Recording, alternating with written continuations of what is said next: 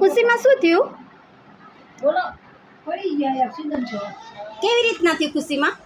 ગાડી સ્લીપ થઈ ગઈ અચ્છા, બાઇક સ્લીપ ખાઈ ગઈ. હા અચ્છા અચ્છા, તમે કોણ કોણ હતા ભેગા? ને એ અરવિંદભાઈ અને હેતુરાનું અચ્છા અચ્છા, તો ખાલી તમને જ વાગ્યું કે બધાને વાગ્યું? ના મને જ લાગ્યું અચ્છા અચ્છા, હવે ઓપરેશન થયું? હા થઈ ગયું સરસ. હવે દુખાવો થાય છે ખુશીમાં? હા હા, તો ચલો થાય થોડો થોડો થાય ને, કાંઈ નહીં, દવાઓ ખાતા રહેજો સરખી, હા ભલે, હા અને ધ્યાન રાખજો તમારું, ભલે. ચાલો, જય શ્રી કૃષ્ણ.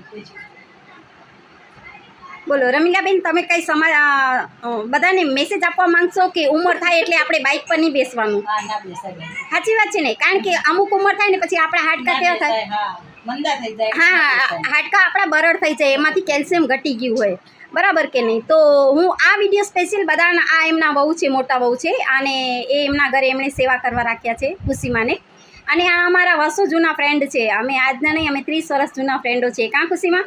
અમારા છોકરા જ્યારે 2-3 વર્ષના હતા ને અમે અહીંયા આવ્યા છીએ, તો અમારા આટલા 30 વર્ષ જૂના અમારા ફ્રેન્ડ છે, અને એમને વાગ્યું છે એટલે એમને ખબર કાઢવા માટે અમે અહીંયા આવ્યા છીએ. તો અને આ જે અહીંયા એમની 2 વહુઓ રહે છે, પણ મોટી વહુ છે ત્યાં એમના નાના દીકરાને બી થોડું સાથે લાગ્યું છે, અને એમનો 3જો માળ છે, એટલે આ ખુશીમાને ઉપર ચડવાની તકલીફ પડે, એટલે આ મોટી વહુના ઘરે આવ્યા છે ને મોટી વહુ એમની સરસ સેવા કરી રહ્યા છે. તો તમારું શું કહેવું છે કે હવે આ અમુક ઉંમર થાય પછી આપણે કોઈને પણ, બધાને આપણી સમાજને સંદેશો દેવો જોઈએ કે અમુક ઉંમર થાય એટલે પછી આપણને ગરડાઓને, માતા પિતા હોય એમને બાઇક પર નહીં લઈ જવા જોઈએ, બરાબર કે નહીં? તો ચલો, હવે ખુશીમાં તમારું ધ્યાન રાખજો, ભલે. ચાલો, જય શ્રી કૃષ્ણ.